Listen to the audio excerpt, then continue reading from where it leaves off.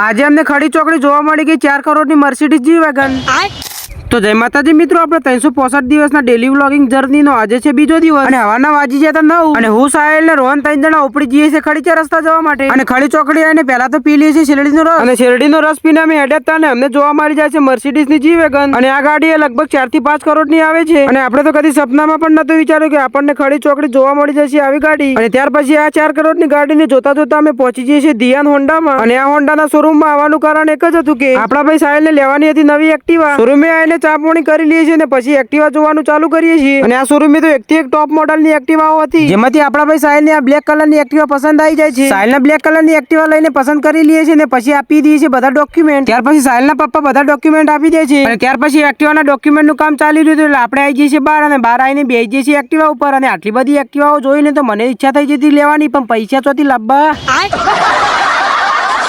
હાલ છે ને મારાથી ભગવાન થોડા રીસાયેલા છે એટલે આપણે સુખનો સૂરજ ઉગવા નહીં દેતા।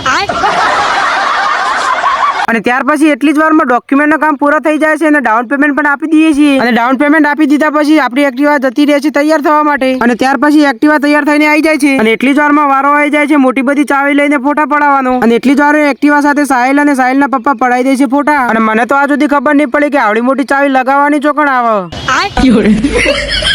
એક્ટિવા લઈને હોજી આવી ગયા પછી ઘેર અને ઘેર આવીને જોઈએ તો આપણા ખેતરમાં આવી ગયું હતું જમ્બો મશીન અને આજે અમારા ખેતરમાં લેવાના હતા અમારા ઘઉં અને કોને કોને ઘઉં વઢાવીને લેવરાઈ ગયા છે તે કમેન્ટમાં જરૂરથી કહેજો મિત્રો।